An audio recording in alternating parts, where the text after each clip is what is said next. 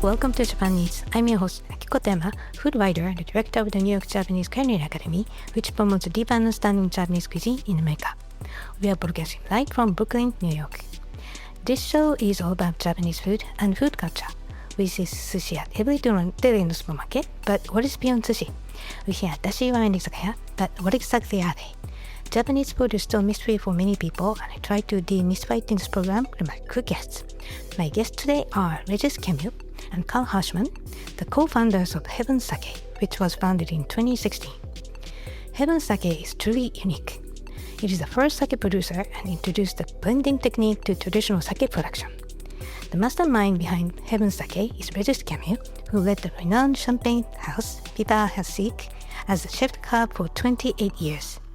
Another key point of Heavensake is that Régis and Carl and their team work closely with traditional Japanese sake brewers. So today we'll discuss how Heavensake presents a new style of sake, how its collaborations with top traditional sake breweries inspired sake industry overall, how the blending techniques that are used in champagne production work in sake brewing, and much, much more. But before we start, Japanese is available on Heritage Radio Network website, as well as on iTunes, Stitcher, and Spotify as a podcast. So please go to iTunes, Stitcher, or Spotify, whichever you listen to, and subscribe to Japanese. And please write a review. We really appreciate your feedback. Now let's start a conversation. Régis Camus and Carl Hirschman. Hello, Régis. Hello, Carl. Welcome to the show. Thank you for having us. It's a pleasure to be here. Right. So calling from France. So to get to know you, where are you from and what did you eat when you grew up? Each of you. Maybe first, Régis. Alors moi, je viens d'une région du nord de la France qui s'appelle... So he is from the north of France, an area called La Tirage. And he was eating a very specific cheese called the maroilles, but also a lot of fruits and vegetables, and but specifically everything very, very natural. Right. So that's the celebration of French food culture. What about you, Carl? Well, I'm actually in Tokyo currently, so I'm please excuse if it's a little bit late for me, but I'm going to do my best to try to be awake. But I'm here working on Heavensake with amazing breweries and partners, so it's very very exciting. I grew up between the south of France and Switzerland. My food culture was actually quite diverse, because when I was in the south of France, I would eat the classic Mediterranean cuisine, and that has always been something that was very dear to me. And in Switzerland, it was more like a classic Swiss food, the potatoes and meat and a lot of cheese. So I grew up in two different food cultures, but I prefer the Mediterranean one. Well, it's good to be able to choose. Both are amazing. So, and you co-founded Heavensake in 2016. So to both of you, what was your relationship with Japan before you founded Heavensake? Régis, quelle était ta relation avec le Japon avant de te lancer dans Heavensake? Je suis allé pendant ces 20 dernières In années... his function at Piper-Heidsieck, he went for the 20 years of his career. He went to Japan at least once or twice a year. So you can count he did somewhere around 30 to 40 trips, and he's always been fascinated by the culture and the food. Right. Japanese people love champagne. And what about you, Carl? I grew up with Japanese anime. In France, it was massive. I mean, really, from Dragon Ball to Captain Tsubasa, Saint Seiya. We were really huge fans of Japanese culture and all these beautiful images and storytelling. And so for me, it was a fascinating culture. And I was lucky enough to be able to go for the first time 15 years ago with a dear friend who made me discover the beauty of Japan, and I completely fell in love. Right. And now you're, recording from Japan. So that's kind of like a destiny, I guess. So, and Japanese sake has been gaining popularity globally, and traditional sake breweries have been refining its quality and focus. even more than before, I'd have to say. And the sake industry has been more exciting than ever before, in my opinion. And one of the reasons I think Heavensake is inspiring the industry in a very unique manner. So what is the concept of Heavensake?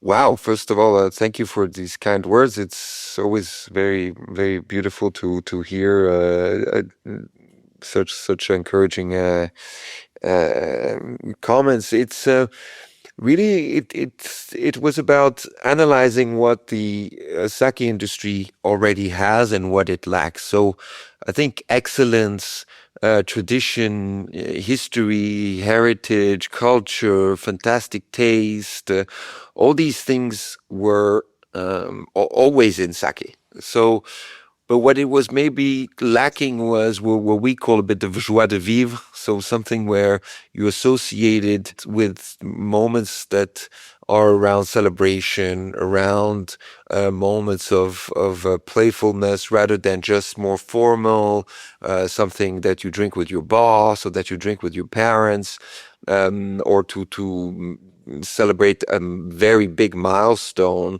rather than something more casual that can still be elevated, but take away a bit of the complications, a bit of the confusion, and then sometimes maybe a bit the heaviness that the wines can also bring with them when you start going too much into the details.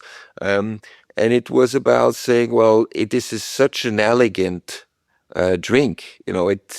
If we can use this elegance in a way that is a little bit more modern and a little bit more playful, you don't actually have to change much to be able to achieve an interesting success.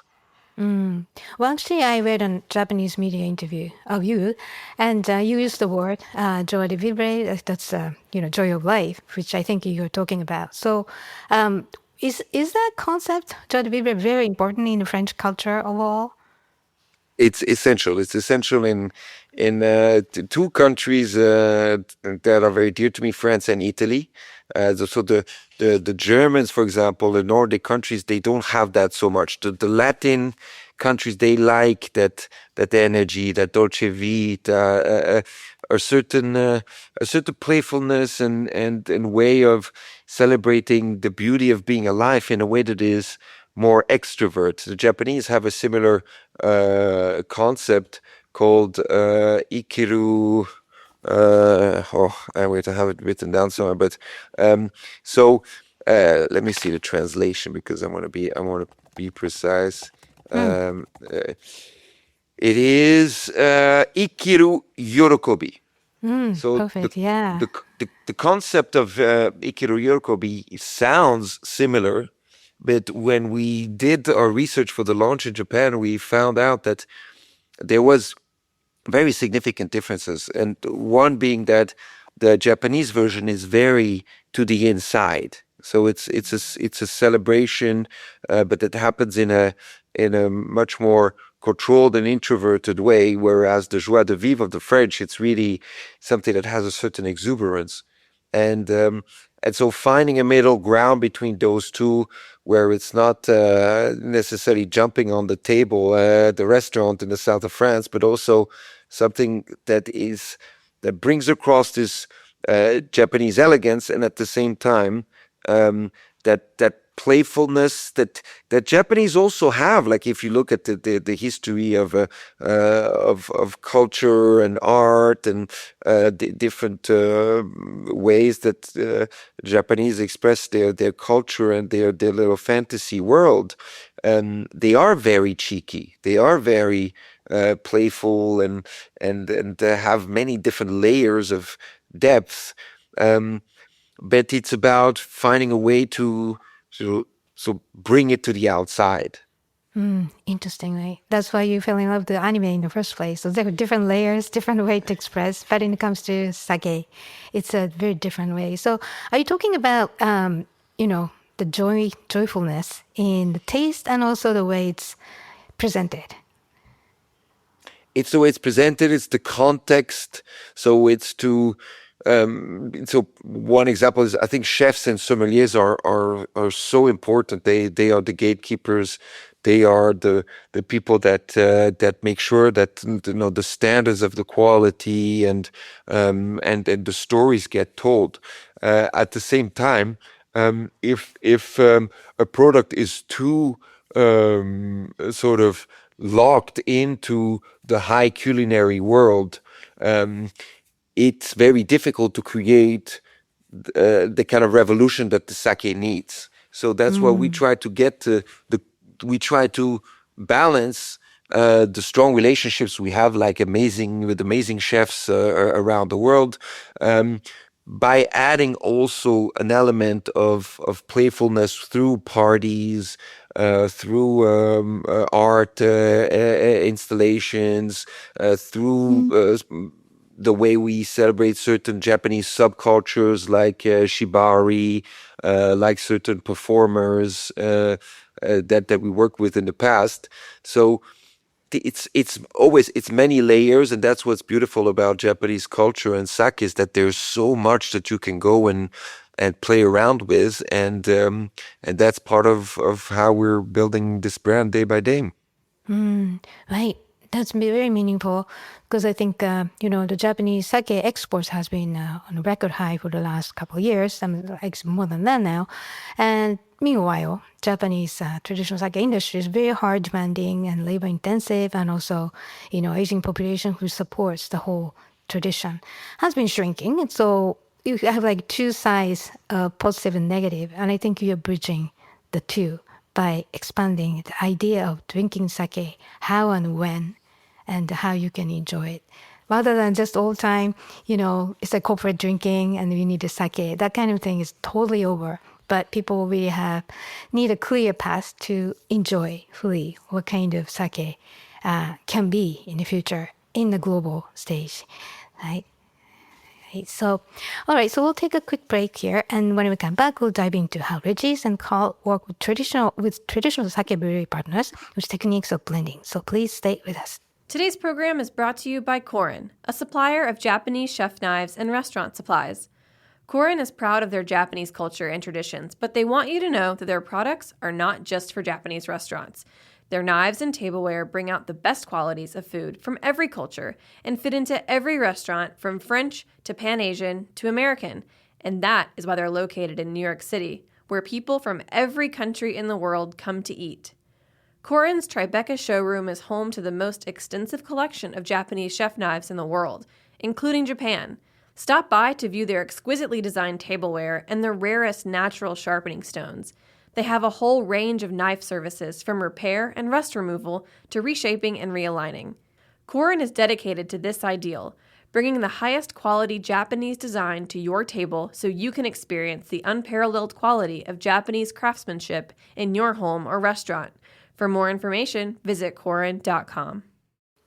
Welcome back. You're listening to Japan Eats on HRN, Heritage Radio Network. I'm your host, Katayama, and my guest today are Régis Camus and Carl Hirschman, the co-founders of Heavensake, which was founded in 2016. Heavensake is truly unique, and it's the first sake producer that introduced the blending technique to traditional sake production.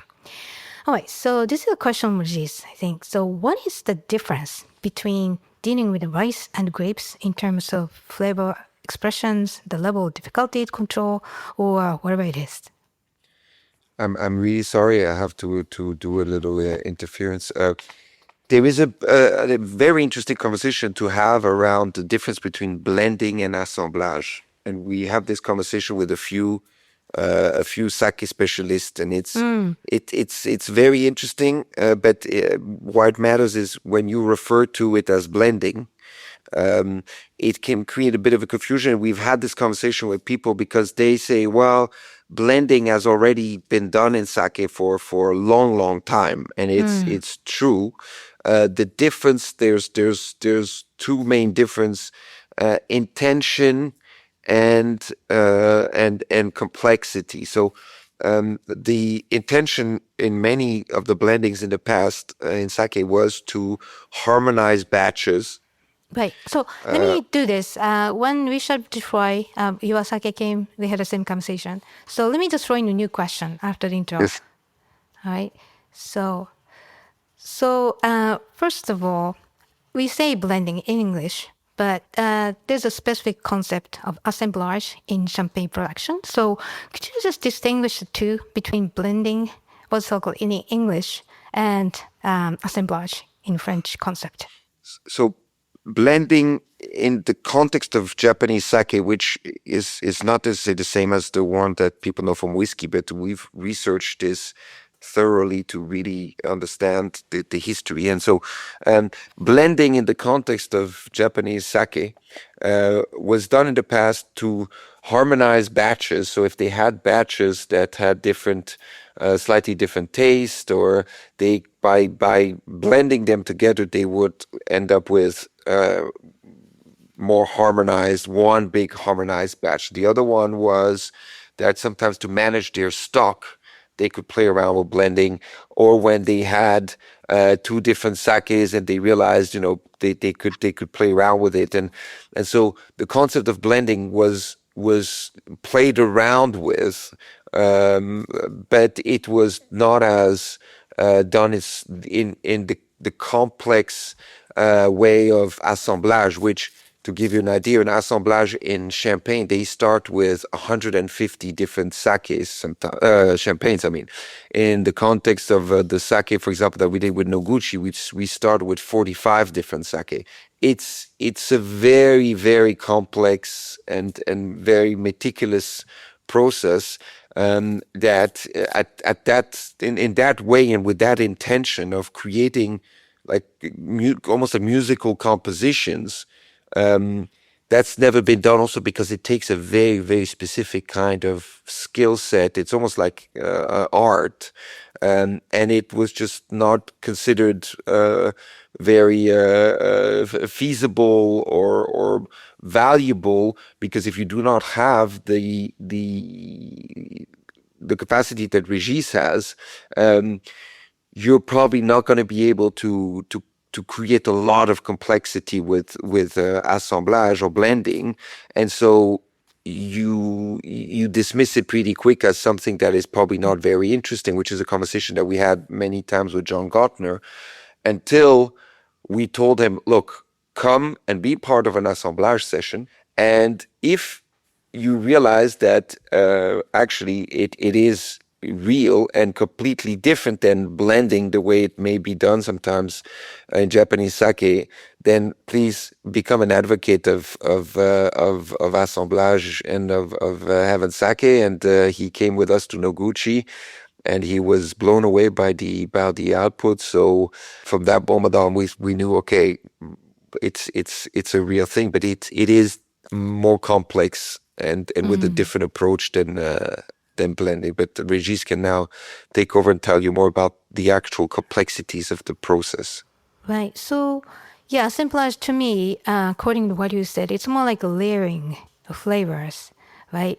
And it stays as complex layers and layers and flavors that you don't want to change, because you have done a lot of work to create the perfect balance of the layered whatever happened in the bottle. So, all right. So this is a question for Régis. What's the difference between dealing with rice and grapes in terms of flavor expressions, the level of difficulty to control, or whatever it comes out? Il y a une différence et il n'y en a pas. C'est surtout le principe. Je me suis beaucoup inspiré. The processes are very much the same. He immerses himself into the different base liquids that he has, and he tries to create the perfectly balanced composition by layering the different elements. One is going to bring the fruity, one is going to bring the floral, one is going to bring a little bit of a touch of spice sometimes, that he likes to add a little element of spice and the freshness. So it's very, very similar. He compares a sake to a white wine, and so there's no additional complications with one or the other. Right. So Well, it's the beauty of it, right? So I sometimes think that if you just serve premium sake in wine glass, people may not recognize the difference because it's such a natural flavor of natural ingredients. So, yeah, I mean the grape has acidity and the rice has like umami, but yeah, I can see that sometimes champagne has umami, of course. So. And so the key difference between Heavensake and other premium sake is the use of assemblage. So what is the advantage of assemblage? So it's specifically in the case of the sake, is it allows for many different combination and trial and error that you usually do not have in sake. So they will be able from one year to the other to do different tests and change a few things and see what the outcome is. But the trial and error process is then quite long. The amount of iterations that you can do is more limited. So that's definitely one thing. So it allows for much quicker experimentation and finding the perfect taste profile in a more efficient way. And the second one is the layering. So yeah, the fact that you can have different sakes combine into using different functions and having a better output allows you to have a more balanced, more complex composition than if you were just using one sake. So it's the best way to compare it is if you take a instrument and you take a piano, for example, you can have a piano concert and that can be an absolute masterpiece and you will enjoy that piano for what it is and you can be absolutely mesmerized by a beautiful piano concert. Whereas if you do a symphony and it's an orchestra playing and you have many different elements of which one is the piano, it would just have a different, it would just be a different experience.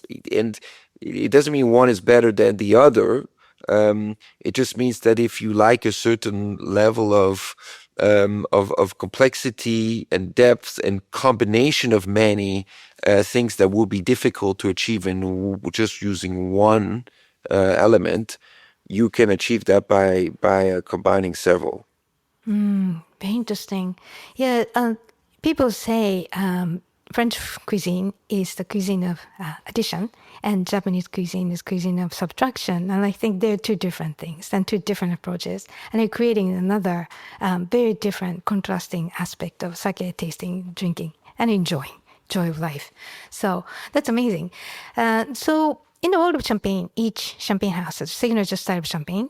So what is the signature style of Heavensake sake? Est un saké où on va trouver au nez du floral, plutôt un floral printanier. Yeah, so On va trouver du fruit. What's Un fruit soit significant for the Heavensake identity and taste profile is there's always quite a floral nose, spring flowers more specifically. In the mouth, it's exotic fruits. It's very, very fruity. It's peaches, things that bring a certain playfulness. The silky mouthfeel is very important for Heavensake.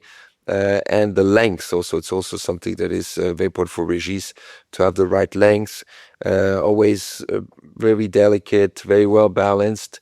And the goal is to express this joie de vivre in the sake. Et I want to drink it now. je rajouterai toujours avec un côté très soyeux en fin de bouche. That he really wants to repeat the silky mouthfeel is very important for him. Right. Yeah, so it's interesting, right? The Japanese sake has many different types, from really a clean, minerally one to silky to viscous. So yeah, it's like wine, but I really understand why it's easy to kind of design the ideal sake texture, and which is the beauty of sake tasting as well.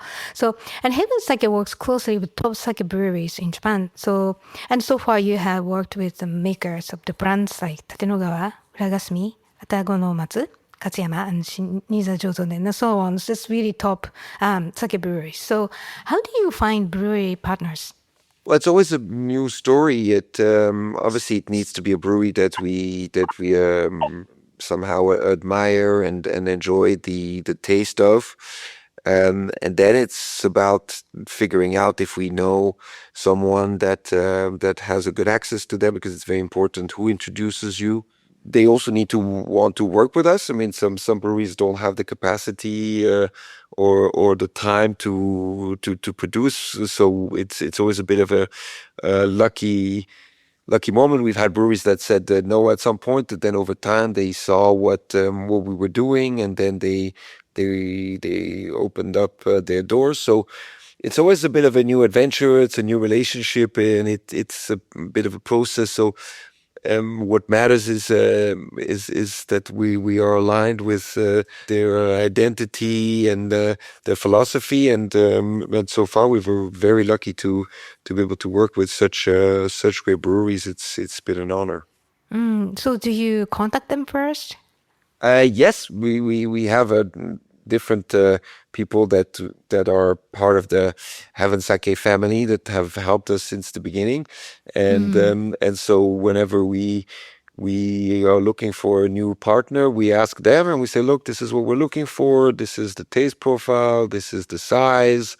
Because if we know, depending on the size of the product, we also know how much quantity we're going to need. So that also has an influence of the kind of brewery we can work with. And then we see if they're interested in working with us. Right. I'm sure they get excited and make a lot of fun with you to create something totally new. So, and how do you collaborate with the sake brewery partner? And literally, like, do you ask a brewery to make base sake and you visit brewery and blend different base sake, or what's the process? Yeah, the process is exactly that. We use almost always the sake that is available, also commercially. There is some exceptions. For example, Noguchi-san, he let us use some unreleased sake, so sake from his archive and aged sake that he had never shared with anyone. So that was really a great honor. But because it was Régis, he agreed to have these unique pieces of his archive to be used for that blend. So that was something quite unique. But usually we use the existing sakes at the brewery, and Régis drinks them first in France by himself, because he likes to first immerse himself into the different profiles. Sometimes he even has some of his sommelier and champagne maker friends join him and give their opinion, and they play around with it. And then when he understands the sort of the base profiles of all the sakes, then he flies to Japan, and in sessions of sometimes 3 days, sometimes 4 to 5 days, he immerses himself with the toji into the assemblage process, and then it's a trial and error thing. It's really trying out which ones work best with each other until they find something where not only Régis but also the toji master, which is very important for us, is completely supportive of the product, and then we know we're good to go. Right. Okay, so you mentioned Noguchi-san a couple times. Who is Noguchi-san? Noguchi-san is the god of sake. They call him the god of sake. He's a 90-year-old sake grandmaster for whom we have so much admiration. He had such an enormous influence on sake making. He basically started doing these beautiful, light, elegant sakes in times where that didn't really exist. But you're talking about this is 70 years ago. He almost quit when he was younger because people found his sake to be too feminine, too soft, and they wanted really strong things. So he actually went through a phase in his life where he then went back to doing more classic, traditional sake, but in the end, he developed his own identity, and he created sakes for the emperors. He's absolute legend of the industry, and such a wonderful man that I had some of the most inspiring moments in the sake industry working with him. Right. So, yes, as you said, he's a kind of god of sake, or some people call him. All right. That's amazing to work with such talented people. So, could you just have some of your sake labels, which listeners you can see on the Heavensake website, and so that we can just get a sense of the taste of your sake. So, who is the brewery partner, and what flavor profile does it offer, and then anything special about some of the sake you produced? Sure, maybe we can start with, I can tell about the story, and then Régis can tell you about the taste of it. Let's start maybe with Label Orange, because I know it's something that Régis is very fond of for various reasons. And this is special for us because it is by Urakasumi, and Saura-san, who is one of the leading figures of the sake industry, has been a supporter of Heavensake since day one. I allow myself to call him the godfather of Heavensake. And so we've been working with them for 7 or 8 years now, and it's a relationship that means a lot to us. And so that's a very special Jumai Daiginjo for people who know the history of sake. And then Urakasumi, the impact that Sara-san had on what they call the Ginjo revolution. I think they will know that this is a really special brewery in the history of sake making. Alors, c'est un saké que moi je nomme toujours gentleman anglais. So yeah, the Parce que Label c'est Orange, un he likes to call it the English gentleman. It's a little symbol of respect also to Saura-san, who's such an elegant Japanese figure. So the sake, the Label Orange, is actually we're quite aligned with this very unique personality of Saura-san. Taste profile is that spring freshness, a bit citrusy, quite mineral, but delicate, and always this playful fruity touch. It'd be interesting. Ragasmi is very famous, and especially their native East, number 12, has really influenced many other sake breweries, the whole sake industry, for its higher quality sake when it was found. So, yeah, this is a special brewery, and I'm curious to try side by side Ragasmi and Heavensake Label Orange. Yeah, so one more label. You can just give us an example. So now we have the Nizawa that is about to enter the market, the Jumai Daiginjo by Nizawa, which is also the Jumai Daiginjo that we have in the Japanese market. And that's a very, very elegant sake. Obviously, Nizawa known for the Super 7 and the now Absolute Zero. And in the assemblage there is some Super 7. So this is our own interpretation. And Nizawa, again, a great brewery with a female toji, which is I think she is one of the greatest tojis in the world, and a great symbol of this new generation of sake makers. So really also great honor to be able to work with Nizawa-san and his team. Alors là aussi, on a beaucoup de personnalités. It's more the summer. It's more the touches of summer, where the Label Orange is a little bit more the spring. This is more summery notes. The apricot, again, the minerality. So something. It's something that it means a lot to him, and so also very, very elegant sake. Right. So you have multiple labels, and I'm sure you're going to keep producing new sake, so I can't wait to see how all those teamworks are going to happen. So speaking of, what is the biggest challenge in working with the sake brewery partners, especially working with Toji, the brewmaster, and Régis, both are professionals, and what's the biggest challenge to have to very experienced professionals work together? Well, actually, man, this is quite interesting, the evolution over the years. Now, everybody knows what we do, and so the approach is much more easy. In the beginning, they were a little bit more skeptical, and so it was always actually for me really fun to watch because you could really see the evolution between the first day, the second day, and the third day. The first day they were a little bit skeptical and a bit, you know, not reticent because they were always very welcoming and, but maybe a bit confused or sort of thinking, okay, is this really, does assemblage really make a difference?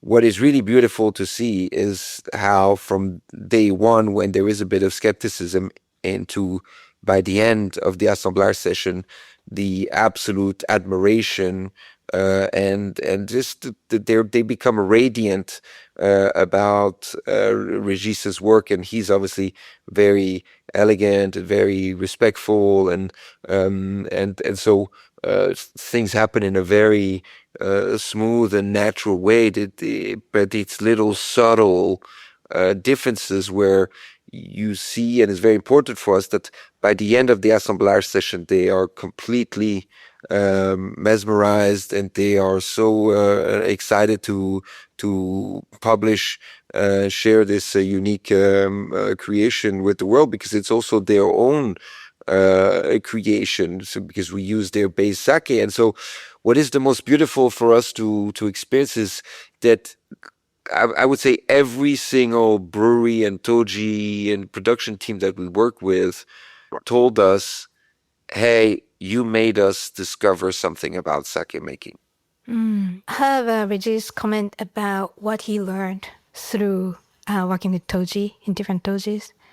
Alors moi je dirais dans les relations avec la brasserie et le toji, il y a deux Overall, mots. he has two words that are very important. It's respect and trust, and that all his exchanges with the tojis are based on these two words, and it takes a little bit of time. So what he learned is how to navigate this.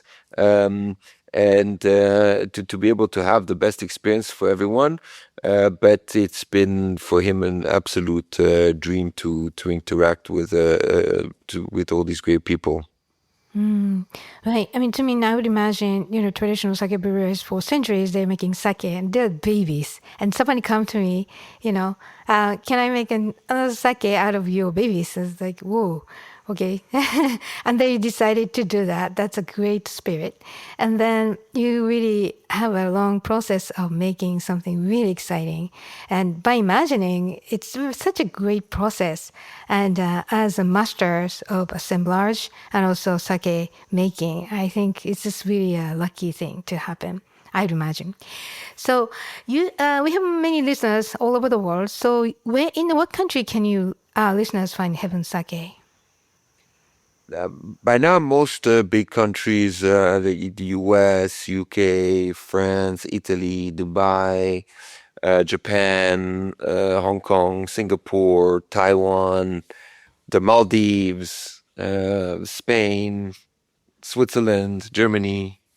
So you name it, we'll try to, even if we don't have, we'll try to find a way to send it to you. Right. So the website you can purchase and then ship to wherever it's possible, right?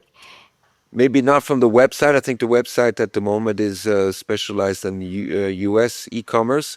Okay. If you want to do it directly, but if you send us an email, we can at flow@heavensake.com. We can accommodate requests because we always have a local partner that can ship to you. But it's better if you ask us. Right. So in terms of drinkers' reactions, what about French people and Japanese people are reacting to Heavensake? Well, it's different in the sense for the French drinker, he is discovering the category all in all. or he maybe had an experience with sake in the past, he has either no idea how sake tastes, or he has an idea of sake that is quite strong. And so what we bring to the French consumer is the discovery of what a highly refined sake can provide as a tasting experience, and that is very often a great surprise for them, because they're not used to such smooth experiences. So that's one thing. The Japanese, interestingly enough, obviously they have a completely different understanding and connection to sake. They very often talk about acidity. So acidity is a very big subject when they taste sake. They understand. I think it's a completely different approach in how they evaluate and they perceive acidity and the importance that it has when they taste sake. And in a good term of acidity, I mean, not in a negative sense. And in general, they're a little bit curious, so they hear about Heavensake, and then Japanese, they could be a little cheeky and a bit judgmental in a fun and positive way, like a little bit. You can see they have a little thing on their face, but when they taste Heavensake, they immediately understand it, and they're very happy. Actually, there's a trick when you give anything to anyone to taste, you should not listen to what they say. You should look at the expression on their face in the first half a second when the liquid hits their face. There's a thing that you cannot really control or hide. You can tell if somebody is really enjoying it, even if they tell you, "Oh, it's really nice," or it's an expression on the face that is actually more telling than the actual words. And so far, we've been quite lucky. There's been a lot of very positive reactions in Japan when they discover the unique taste profile of Heavensake. Right. So, what are your plans and dreams? Can you also include Régis? I don't know, some plans or anything, or maybe he's going to do champagne with the sparkling sake becoming more popular. So, what are you guys' dreams? Oui, moi j'ai un certain âge, mais j'ai toujours des So projets. he obviously has already reached sur a certain age, but he still has a lot of energy and joy working in sake, and he would like to work with other breweries and do new assemblages. So that's really something inside of him, and obviously keep on with the mission of making people discover sake. There is still so much to achieve, so many people to convert, and so it's a huge opportunity, and he enjoys doing that. Right. And Carl, you guys are really such a great team. So, what's on your mind yourself? I mean, it's clear that the mission is the same as it has always been, which is try to make sake the next big thing in the alcohol world. I think the time is right on many levels. It takes time, so I don't think it's something that can be rushed. But I think there is many wonderful things happening in the category, and so the goal is clear. Sake needs to have a breakthrough moment, like vodka had it in the 90s, tequila had it in the 2000s, and still going. And it has all the requirements. It's just a question of it takes time, creativity, consistency. And great people like you are supporting the category and sharing the knowledge and the beauty of this drink and this culture with as many people as possible. And but I can already see the difference of today and how things were 5 years ago. It's that in itself is very motivating, and I believe that 5 years from now we will be again in a completely different circumstance than we are today, and so it's just about keeping on with the good work, and things will fall into place.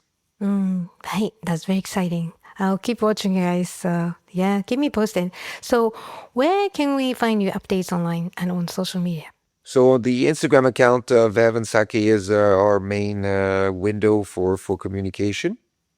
We obviously have our website, but we're redesigning it, and we expect it to launch in September. So now at the moment, there's obviously all the basic information about Heavensake on our website.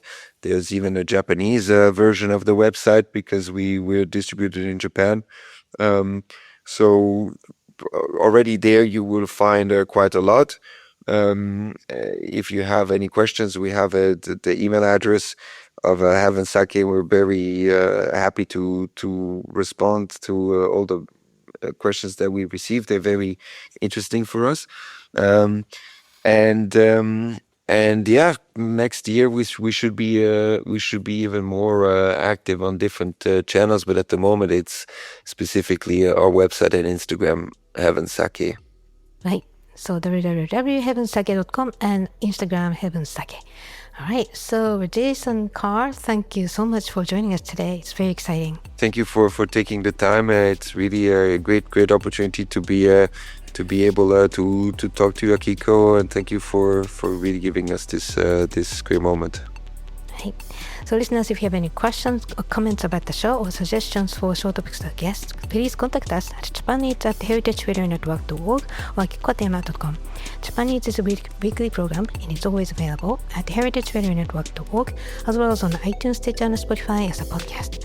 Engineer is Gabriel Jean, and thank you for listening. I will see you next week.